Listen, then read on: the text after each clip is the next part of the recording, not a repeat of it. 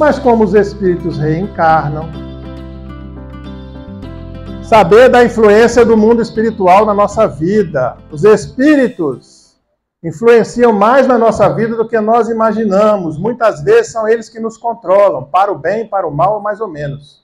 Aquele monte de vozes que fica na sua cabeça, às vezes são suas, às vezes não são suas.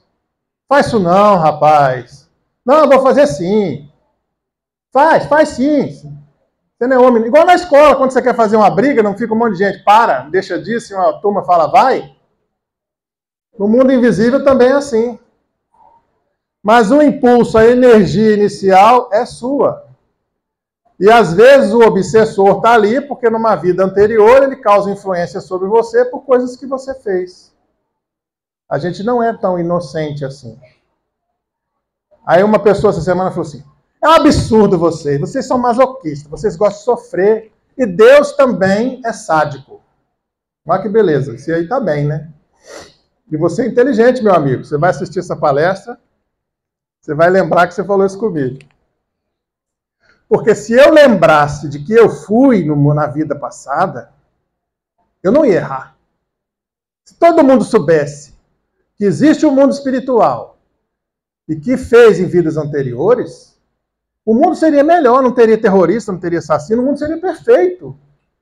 Deus que fez a gente esquecer, quer ver a gente sofrer e errar de novo. Na cabeça dele a lógica é essa.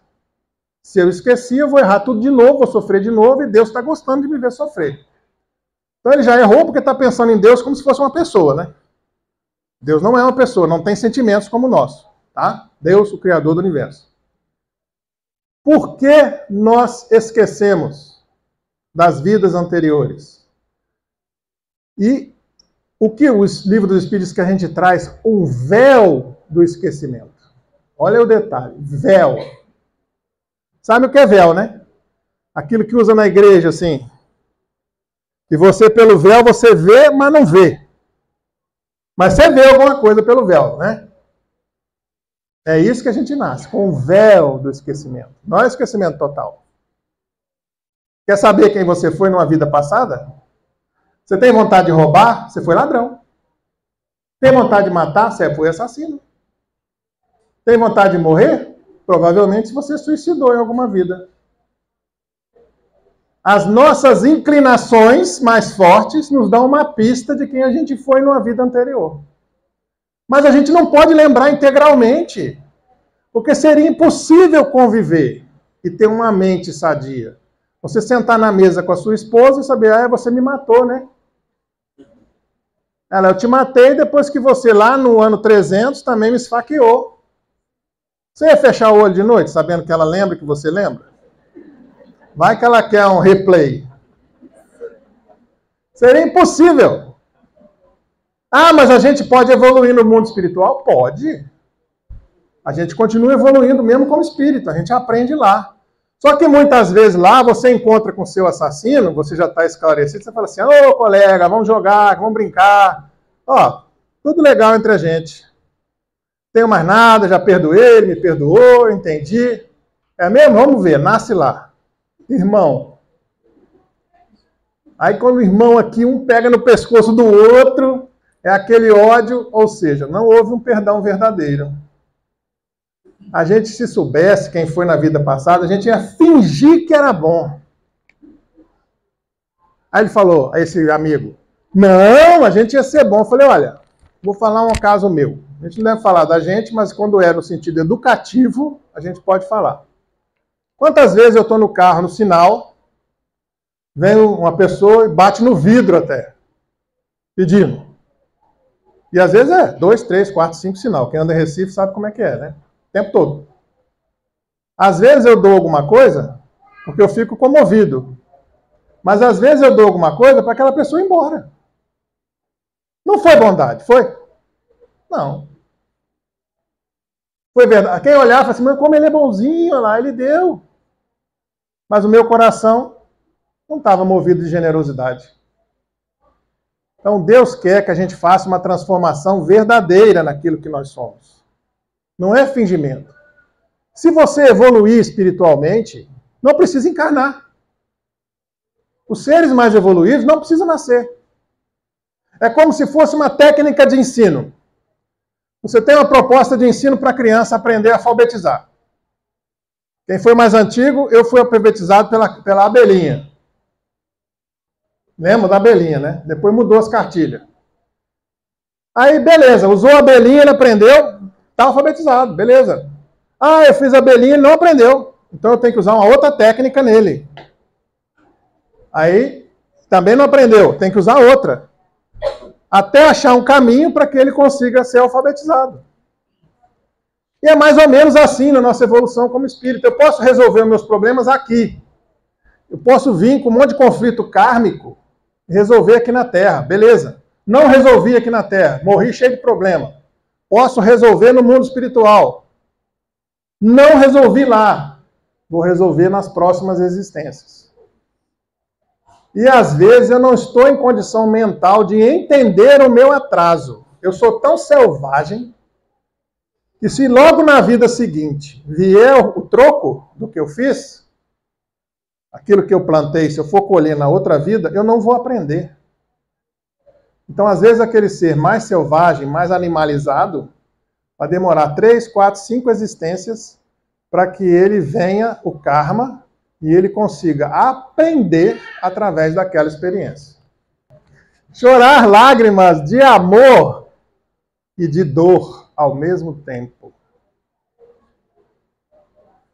Isso a gente, quando é espírita, a gente chora assim. Tem um ser querido que você vê sofrer, você sofre com ele, você chora com a dor dele, mas sabe que aquela dor faz parte do aprendizado dele. Porque uma das perguntas que o pessoal faz, quando eu cheguei, tem 2 livros na entrada ali, né? Do pessoal que quer oração. Não sei se vocês já viram. Logo na entrada ali, na mesa, tem 2 livros. De encarnados e desencarnados. Mas se alguém trocar os livros, não tem problema não, que os espíritos sabem quem está encarnado e quem está desencarnado. E como é que funciona isso? Você botou o nome lá. Como é que funciona? A equipe espiritual invisível dá uma olhada lá no seu nome e fala Manuel da Silva. Beleza. Vamos ver a ficha aqui do Manuel. Tem merecimento? Nenhum. A doença dele é educativa? Ele está com cirrose porque bebeu demais, está acamado para ficar lá refletindo sobre a vida e ter tempo de pensar? Sim. Então nós não podemos fazer nada. Ele precisa da doença para poder evoluir espiritualmente. Não, ele já tem merecimento, ele já refletiu. Então vamos lá ver o que a gente pode fazer. É mais ou menos assim. O nosso problema, muitas vezes, é a nossa cura. É através daquele problema que nós vamos chegar a algum lugar. Então, à medida que a gente vai vivendo a doutrina espírita, todas essas coisas fantásticas, fabulosas, essas histórias que a gente escuta, que muitas são mentira, a gente começa a entender o fenômeno e a controlar a situação. Quantas pessoas doentes mentais, perturbados, melhoram com o tratamento espiritual? Às vezes não fica curado, mas tem melhora. Quantos de nós somos consolados quando a gente descobre que aquela pessoa não morreu, que a gente não vai morrer? O próprio pavor da morte não diminui quando a gente aceita que existe uma vida após essa? Eu não tenho medo de morrer. Eu tenho medo do sofrimento antes de morrer. Mas da morte em si, não. Eu só não quero furar a fila. Chegar a minha hora, tudo bem. Eu ainda dou lugar para a senhora, se quiser ir na frente. Eu sou educado. Né? Quiser passar na frente, pode ir. Mas só isso é um consolo, pessoal. E aí o colega falou, mas então por que o espiritismo é tão bom, por que não deu certo na França? Aí eu fui estudar. Achei um artigo que cita algumas possíveis causas. O que a gente tem que entender é que quando a gente analisa o passado, a gente tem que ver documentos históricos e a gente nunca vai ter certeza absoluta. Eu fico danado da vida quando alguém diz o que Jesus quis dizer com isso. Só Jesus sabia. Você pode tentar deduzir, mas só Jesus sabia o que ele quis realmente dizer com aquilo. E a maioria das religiões está adaptada ou deturpada com o passar do tempo, porque o homem adora o poder de controlar as pessoas. Nós vivemos num mundo materialista, de força, de guerra, de imposição, onde um não quer produzir, quer tomar o que é do outro, que é mais fácil, né? Você está bem, eu vou lá e tomo o que é seu. Você trabalha e eu pego tudo que é seu, porque eu sou preguiçoso, eu quero tirar de você. Porque não sabe. E não adianta dizer para ele que não é assim, porque ele não aceita, ele não está pronto para isso. Ele não está maduro o suficiente para entender este mundo espiritual. E nós estamos na travessia da regeneração, onde muitos espíritos selvagens encarnaram, porque é a última chance, porque a Terra vai mudar de categoria. Mas nem amanhã não, vai demorar um tempo. Então por que o espiritismo não deu certo na França? Eles apontam algumas causas. A primeira causa que eles apontam são os conflitos armados que houveram na França. Em 1871 teve a Guerra Franco-Prussiana, onde a França perdeu a guerra e teve que pagar uma pesada indenização. Então sofreu um golpe financeiro muito grande para a Prússia. Muitas pessoas morreram, foi um abalo muito grande, e veio depois a Primeira Guerra Mundial e a Segunda Guerra Mundial. Tudo isso abalou financeiramente as estruturas da França. A outra coisa que aconteceu, na época de Kardec, que o espiritismo começaram a surgir muitos médiuns que cobravam para ver espírito. Gente fotografando, fazendo fotografia falsa de espírito. Vocês acham na internet? Montagem com aquelas câmeras antigas, botavam uma chapa em cima da outra, sobreposição de imagem. Muita fraude, muita foto falsa, que depois a pessoa era desmascarada. Então imagina o que acontece isso com o espiritismo, que estava começando naquele lugar. O pessoal sem dinheiro, perdia a mamãe, ia lá, pagava caríssima a fotografia da mamãe e depois descobria que a fotografia era falsa. O espiritismo é uma porcaria, não serve.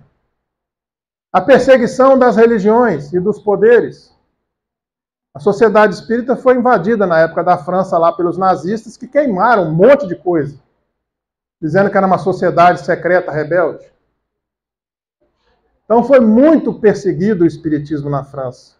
E após a morte de Kardec, o sucessor de Kardec, que eu tenho o nome dele aqui, que é um nome meio difícil de falar, Pierre Gaëtan Lemarie.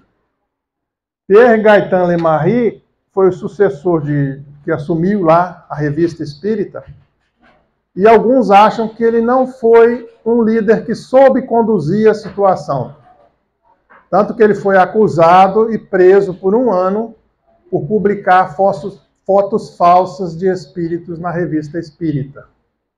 Ele alega inocência, nós não sabemos se ele era ou não era inocente, possivelmente, talvez sim, mas isso também contribuiu para que o espiritismo acabasse na França. Mas como os espíritos reencarnam, recalculando rota, né? E o Brasil, como é um país mais tolerante de raças e religiões, existe o preconceito, mas comparado aos outros países, nós estamos mais avançados nisso. O espiritismo teve o seu berço aqui. Outros espíritos reencarnaram, Chico Xavier veio com a obra de André Luiz, alavancou e deu continuidade a uma série de coisas que não tem na codificação espírita. Por exemplo, nos 5 livros principais, não fala sobre colônias espirituais. A primeira notícia de colônias espirituais, Nosso Lar, vem com a obra de André Luiz, psicografada por Chico Xavier. Então houve uma continuação. E nós continuamos aprendendo até hoje. Aí tem algumas perguntas aqui para a gente encerrar, que nos respondem uma série de coisas. Que são elas.